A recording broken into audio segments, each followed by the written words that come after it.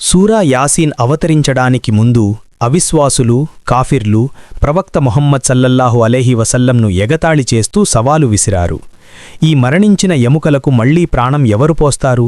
ఇది అసంభవం, ఎవరూ చెయ్యలేరు, నువ్వు అబద్ధాల కోరువి, నువ్వు ప్రవక్తవు కాదు. అప్పుడు సమాధానం వచ్చింది, వీటిని మొదటిసారి ఎవరైతే సృష్టించారో ఆయనే వీటిని మళ్లీ బ్రతికిస్తాడు. ఆయనకు అన్ని రకాల సృష్టి గురించి తెలుసు. ప్రవక్త సల్లల్లాహు అలైహి వసల్లంకు మదీనాకు వలస వెళ్లాలని హిజ్రత్ ఆజ్ఞ వచ్చింది. కాని అవిశ్వాసులు ఆయన ఇంటి బయట కాపు కాశారు. అప్పుడు ఆయన సూరా యాసీన్లోని అద్భుతమైన ఆయతులను పఠించి బయటకు వచ్చారు. కాని వారు ఆయనను చూడలేకపోయారు. అతను ఎక్కడా? దారి ఖాళీగా ఉంది కదా, ఇదేమి జోక్, ఏం జరుగుతోంది, మాకు ఏమీ కనిపించడం లేదు అని వారు ఆశ్చర్యపోయారు. సూరా యాసీన్లో అత్యంత భావోద్వేగభరితమైన కథ. యాంటియోక్ నగర వీధుల్లో ఒక వ్యక్తి పరిగెత్తుకుంటూ వచ్చాడు. అతని వెనుక కోపంతో ఉన్న గుంపు ఉంది. తన మాటలు తన ప్రాణాలకే ముప్పని అతనికి తెలుసు. కాని ఆ రోజు అతను సత్యం కోసం నిలబడ్డాడు. అతను ప్రవక్తలకు మద్దతిచ్చాడు. వారు ఎవరినైతే విశ్వసించారో నేను కూడా ఆ దేవుణ్ణే విశ్వసించాను. ఓ నా జాతి ప్రజలారా, ఈ ప్రవక్తలను అనుసరించండి. మీ నుండి ఎటువంటి ప్రతిఫలం ఆశించని వారిని అనుసరించండి, ఎందుకంటే వారు ఖచ్చితంగా సన్మార్గంలో ఉన్నారు. ఖురాన్ యొక్క గుండె, హార్ట్ ఆఫ్ ఖురాన్ అని పిలువబడే సూరా యాసీన్ మక్కాలో అవతరించింది. మన ప్రవక్త నివసించిన హురైష్ తెగవారు ఆయన సందేశాన్ని అంగీకరించలేదు మరియు మరణం తర్వాత జీవితాన్ని తిరస్కరించారు. ప్రజల హృదయాలు కఠినంగా మారాయి. అనుమానాలు వారి హృదయాలను నింపేశాయి. ఆ సమయంలో వారి హృదయాలను మృదువుగా చెయ్యడానికి, వారికి సత్యాన్ని చూపించడానికి మరియు జీవితం మరణం యొక్క రహస్యాన్ని నేర్పడానికి అల్లాహ్ ఈ సూరాను అవతరింపజేశాడు. ఇందులో 83 ఆయతులు, వచనాలు ఉన్నాయి. ఈ సూరా పేరు దాని మొదటి అక్షరాలైన యా సీన్ నుండి వచ్చింది. సూరా యాసీన్లోని ముఖ్యమైన అంశాలు: వ్యక్తి యొక్క నైతిక బాధ్యతలు, యాంటియోక్ ప్రజల వద్దకు పంపబడిన ప్రవక్తలు మరియు వారిని ప్రజలు తిరస్కరించడం, అల్లాహ్ ఏకత్వం మరియు ఆయన శక్తికి నిదర్శనాలు, మరణం తర్వాత పునరుద్ధానం, తీర్పుదినం మరియు శిక్ష. జ్ఞానంతో కూడిన ఖురాన్ సాక్షిగా, ఓ ప్రవక్త, నిశ్చయంగా నీవు ప్రవక్తలలోని వాడివి. అల్లాహ్ తన వాక్యమైన ఖురాన్పైనే ప్రమాణం చేస్తున్నాడు. ప్రమాణం చెయ్యడం అనేది ఆ విషయం యొక్క విలువను మరియు ఆ తర్వాత చెప్పబడే మాటలు ఖచ్చితమైనవి మరియు సత్యమైనవి అని తెలియజేస్తుంది. దీని అర్థం ముహమ్మద్ సల్లల్లాహు అలైహి వసల్లం తన సొంత మాటలు చెప్పడం లేదు. ఆయన అల్లాహ్ యొక్క నిజమైన ప్రవక్త మరియు ఆయన చూపించే మార్గమే ఏకైక రుజుమార్గం. మీరు సరైన మార్గంలో ఉన్నారు. ఈ ఖురాన్ ఎల్లప్పుడూ ఆధిక్యత గలవాడు మరియు అపార కరుణామయుడైన అల్లాహ్ తరఫున మీపై అవతరింపబడింది. దీని ద్వారా మీరు ఆ జాతి ప్రజలను హెచ్చరించాలి, ఎవరి పితరులను ఇంతకు ముందు హెచ్చరించలేదో మరియు ఎవరు ఆదమరచి ఉన్నారో. ఈ ఆయతు ఒక భయంకరమైన సత్యాన్ని చెబుతోంది. కొంతమంది తమ మొండితనం వల్ల అప్పుడే శిక్షకు అర్హులయ్యారు. ఎవరైనా తమ స్వేచ్ఛను నిరంతరం చెడుకోసమే ఉపయోగిస్తే వారి హృదయం సత్యానికి మూసుకుపోతుంది. మేము వారి మెడల్లో ఇనుప పట్టీలు వేశాము, అవి వారి గడ్డం వరకు ఉన్నాయి, అందుకే వారి తలలు పైకి ఎత్తబడి ఉన్నాయి. మేము వారి ముందు ఒక అడ్డుగోడను, వారి వెనుక ఒక అడ్డుగోడను ఉంచాము. మేము వారి కళ్లను కప్పివేశాము, కాబట్టి వారు చూడలేరు. ఈ ఆయతులు అవిశ్వాసుల అంతర్గత స్థితిని వివరిస్తాయి. వారి మొండితనం మరియు అహంకారం వారి మెడలోని ఇనుప పట్టీలలాంటివి. వారి తలలు అహంకారంతో పైకి ఎత్తబడి ఉన్నాయి, కాబట్టి వారు క్రిందికి చూసి సత్యాన్ని గ్రహించలేరు. అడ్డంకులు వారి సొంత పక్షపాతాలు. వారి ముందు భవిష్యత్తు భయం, పరలోక తిరస్కారం ఉంటే వెనుక ఈలోక ప్రేమ అనే గోడలున్నాయి. మీరు వారిని భయపెట్టినా భయపెట్టకపోయినా వారికొక్కటే, వారు విశ్వసించరు. మీరు కేవలం ఉపదేశం ఖురాన్ను అనుసరించే వారిని మరియు చూడకుండానే కరుణామయుడైన దేవుణ్ణి భయపడేవారిని మాత్రమే హెచ్చరించగలరు. వారికి క్షమాపణ మరియు గొప్ప ప్రతిఫలం, స్వర్గం అనే శుభవార్త వినిపించండి. నిశ్చయంగా మేమే మృతులను బ్రతికిస్తాము, వారు చేసిన కర్మలను మరియు వారు వెనుక వదిలి వెళ్లిన ఆనవాళ్లను వ్రాస్తాము. ప్రతి విషయాన్ని మేము ఒక స్పష్టమైన గ్రంథంలో లౌహె మెహ్ఫూజ్ భద్రపరిచాము. వారు వెనుక వదిలి వెళ్లిన వాటి అనే వాక్యం చాలా ముఖ్యం. మనిషి చనిపోతాడు, కాని అతను వదిలి వెళ్లిన ప్రభావం మంచి లేదా చెడు బ్రతికే ఉంటుంది. అదొక పుస్తకం కావచ్చు, ఒక మంచి సంతానం కావచ్చు, లేదా ఏదైనా సత్కార్యం కావచ్చు. తరువాతి భాగంలో ఒక చారిత్రాత్మక ఉదాహరణ ఇవ్వబడింది. అది యాంటియోక్ నగరం అని చాలా వివరణలు చెబుతున్నాయి. అల్లాహ్ ఆ నగరానికి 2 ప్రవక్తలను పంపాడు. ప్రజలు వారిని తిరస్కరించినప్పుడు అల్లాహ్ 3వ ప్రవక్తను పంపి బలాన్ని చేకూర్చాడు.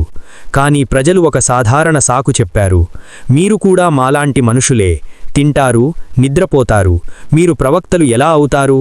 దానికి ప్రవక్తలు, మా బాధ్యత కేవలం సందేశాన్ని స్పష్టంగా అందజేయడమే అని బదులిచ్చారు. అప్పుడు ఆ ఊరి ప్రజలు కరువు లేదా జబ్బులు వస్తే దానికి కారణం ప్రవక్తలే అని నిందించేవారు.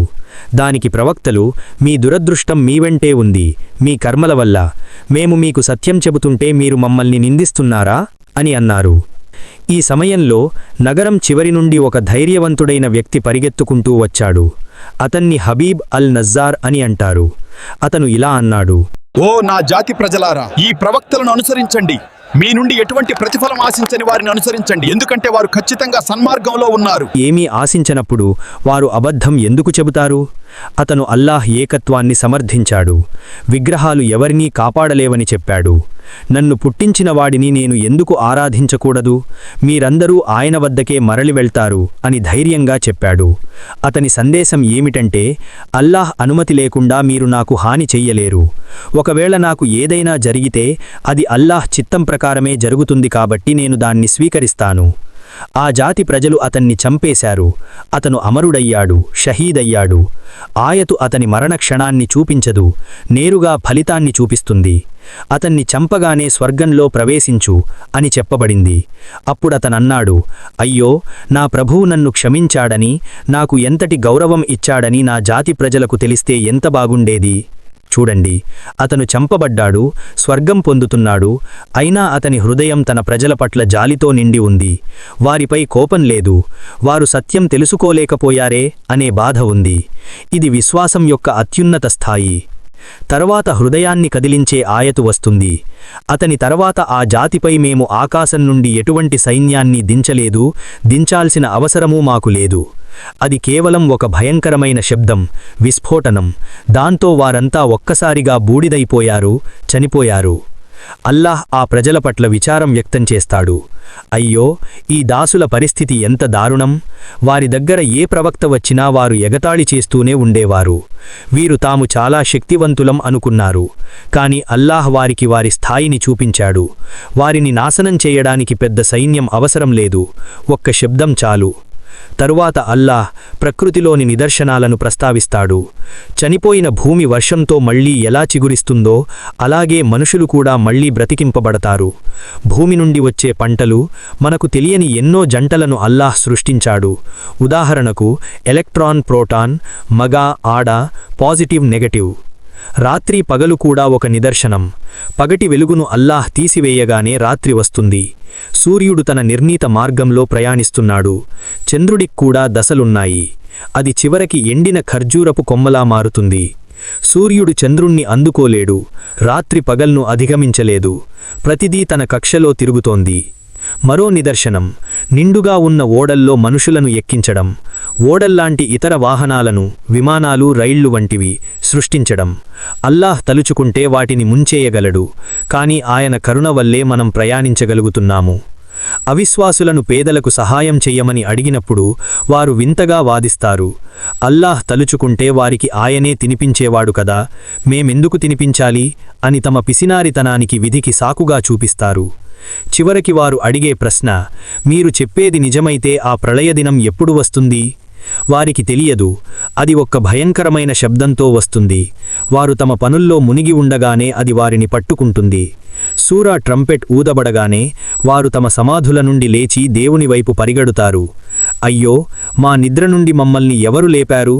ఇది కరుణామయుడైన అల్లాహ్ చేసిన వాగ్దానమే, ప్రవక్తలు నిజమే చెప్పారు అంటారు. ఆ రోజు స్వర్గవాసులు ఆనందంలో ఉంటారు. వారు మరియు వారి భార్యలు చల్లని నీడలో అలంకరించిన ఆసనాలపై కూర్చుని ఉంటారు. వారికి పళ్ళు మరియు వారు కోరుకున్నదల్లా ఉంటుంది. అత్యంత గొప్ప వరం ఏమిటంటే, కరుణామయుడైన ప్రభువు నుండి వారికి సలాం, శాంతి చెప్పబడుతుంది. కాని పాపాత్ములకు చెప్పబడుతుంది, ఓ నేరగస్తులారా, ఈరోజు మీరు వేరుగా నిలబడండి. అల్లాహ్ వారితో అంటాడు, ఓ ఆదం సంతానమా, సైతానును ఆరాధించవద్దని నేను మీతో వాగ్దానం తీసుకోలేదా? వాడు మీకు బహిరంగ శత్రువు. నన్నే మాత్రమే ఆరాధించండి, ఇదే రుజుమార్గం. ఆ రోజు వారి నోటికి సీలు వేయబడుతుంది, వారి చేతులు మాట్లాడుతాయి, వారి కాళ్ళు సాక్ష్యం చెబుతాయి. అల్లాహ్ మనిషిని హెచ్చరిస్తున్నాడు, మనిషిని మనం ఒక నీటి బిందువుతో సృష్టించాము, అయినా వాడు మనతోనే వాదిస్తాడా? ఎండిపోయిన ఎముకలకు ప్రాణం ఎవరు పోస్తారు అని అడుగుతాడా? చెప్పు, మొదటిసారి ఎవరైతే పుట్టించారో ఆయనే మళ్లీ ప్రాణం పోస్తాడు. పచ్చని చెట్టు నుండి నిప్పును పుట్టించేవాడు ఆయనే. ఆకాశాలను భూమిని సృష్టించినవాడు మనుషులను మళ్లీ సృష్టించలేడా? తప్పకుండా సృష్టించగలడు. ఆయన ఏదైనా జరగాలని కోరుకుంటే కేవలం కున్ అయిపో అంటాడు, అది అయిపోతుంది. సమస్త లోకాల ఆధిపత్యం ఆయన చేతిలోనే ఉంది, మరియు మీరందరూ ఆయన వద్దకే మరలిపోతారు. మిత్రులారా, సూరహ్ యాసీన్ యొక్క గొప్పతనం గురించి తెలుసుకున్నాం కదా.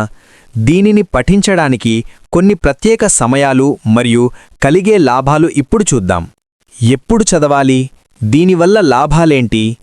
మానసిక ప్రశాంతత కోసం మీరు ఎప్పుడైనా తీవ్రమైన టెన్షన్, ఒత్తిడిలో ఉన్నా లేదా ఏదైనా సమస్యతో బాధపడుతున్నా వెంటనే సూరహ్ యాసీన్ చదవండి. ఇది మీ హృదయానికి అద్భుతమైన ఉపశమనాన్ని, ప్రశాంతతను ఇస్తుంది. మీ కష్టాలను దూరం చేస్తుంది. అవసరాలు తీరడానికి ప్రతిరోజు ఉదయం ఫజర్ నమాజ్ తర్వాత దీనిని చదివితే ఆ రోజంతా మీ అవసరాలన్నీ అల్లాహ్ తీరుస్తాడు.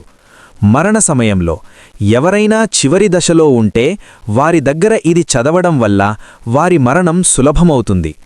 దీనిని ఒక్కసారి చదివితే 10 సార్లు ఖురాన్ చదివినంత పుణ్యం లభిస్తుంది. మరియు రాత్రివేళ చదివి పడుకుంటే అల్లాహ్ మీ పాపాలను క్షమిస్తాడు. ఈ వీడియో ద్వారా మీ మనస్సుకు ప్రశాంతత లభించిందని ఆశిస్తున్నాను. ఈ మంచి విషయాలను మీ స్నేహితులకు షేర్ చేసి మీరు కూడా పుణ్యం, సవాబ్ పొందండి. వీడియో నచ్చితే లైక్ చేయండి.